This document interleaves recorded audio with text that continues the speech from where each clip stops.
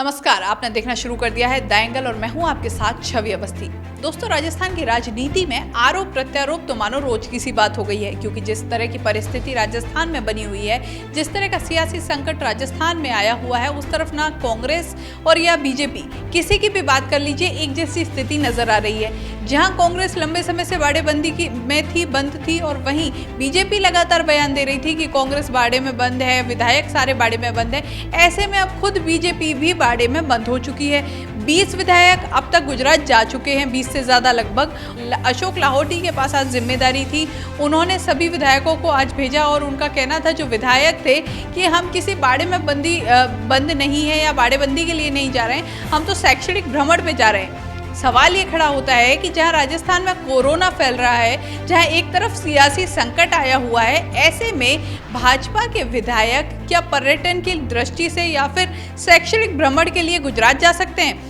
आम जनता है, सब जानती है। जो स्थिति बनी हुई है जनता के सामने है। वहीं एक चीज और लगातार कही जा रही थी कि एक अफवाह उड़ाई गई थी। उस अफवाह के तहत कुछ डॉक्यूमेंट्स वायरल हो रहे थे। उन डॉक्यूमेंट्स के जरिए कहा जा रहा था कि ये वो डॉक्यूमेंट्स हैं जिनके जरिए एक रिपोर्ट रखी जा रही है कि कौन सा विधायक सूर्यगढ़ में रहते हुए किससे बात कर रहा है। पूरी जांच की जा रही है, फोन टैपिंग की जा रही है, रिकॉर्डिंग की जा रही है, बाकायदा इसके लिए कंपनी हायर की गई है। कई तरह की अफवाहें उड़ाई गई थी और इन्हीं अफवाहों को आम जनता के सामने लाने के लिए और इन पे दूध का दूध पानी का पानी करने के लिए अब साइबर थाने में इनकी शिकायत दर्ज हो चुकी है, साइबर थाने में शिकायत जा चुकी है। ऐसे में अब सामने आएगा कि ये अफवाहें कहाँ से उड़ाई जा रही थी, क्योंकि साफ तौर पर मुख्यमंत्री अशोक गहलोत पहले ही प्रतिक्रिया दे चुके हैं कि राजस्थान की इस तरह की परंपरा रही नहीं है और राजस्थान की संस्कृति नहीं है कि किसी की फोन टैपिंग की जाए। वहीं एक सवाल ये भी है कि लगातार लंबे समय से कहा जा रहा था कि फोन टैपिंग की जा रही है, लेकिन जो मुद्दा था उसमें मुद्दा ये था कि विधायकों की खरीद फरोख्त हुई है, जिसका लगातार जिसके लिए बयानबाजी हुई, जिसके लिए लगातार कई तरह के ऑडियो जो वायरल हुए थे, उनमें भी यही मसला था। वहीं बीजेपी के खुद कई नेताओं ने तक ये माना है, जो वरिष्ठ नेता हैं, चाहे वो कैलाश मेघवाल हो, वसुंधरा राजे की चुप्पी हो, सबसे जाहिर हो रहा था कि ये एक पूरा षड्यंत्र था जो अब फेल हो चुका है। लेकिन अब जो राजस्थान में स्थिति बनी हुई है, उससे ये साफ हो रहा है कि कहीं ना कहीं ये जो दिन निकल रहे हैं, ये स्थिर होने के लिए आगे बढ़ रहे हैं। क्योंकि जिस तरह की अस्थिरता बनी हुई थी राजस्थान में, अब कहा जा रहा है, क्योंकि अब हर तरफ से एक शांति नजर आ रही है, चाहे वो कोई भी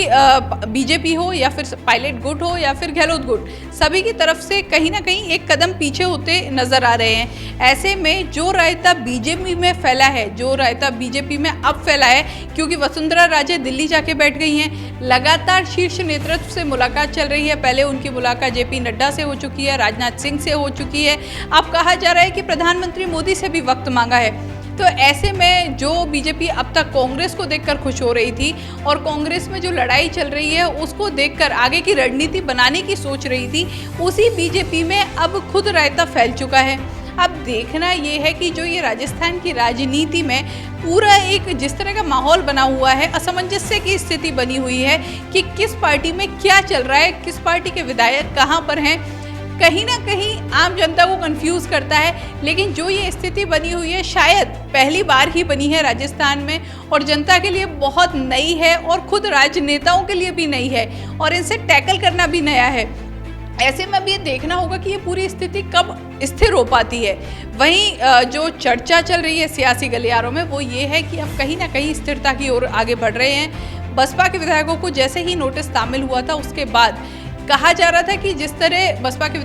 विधायकों ने नोटिस ले लिया है, उसके बाद से एक स्पष्ट हो गया है कि उनको इस चीज़ का कोई ज़्यादा नुकसान नज़र नहीं आ रहा है, क्योंकि अगर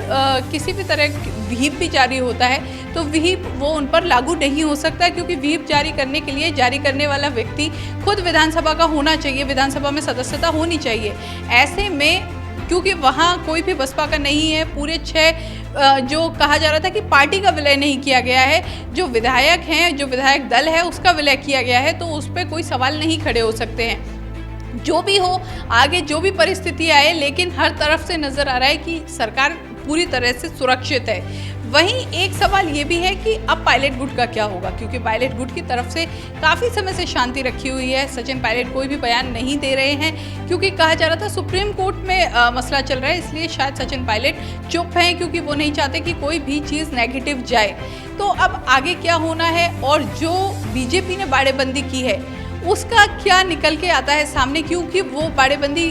जो बीजेपी की तरफ से की गई है उसमें भी जो आरएलपी के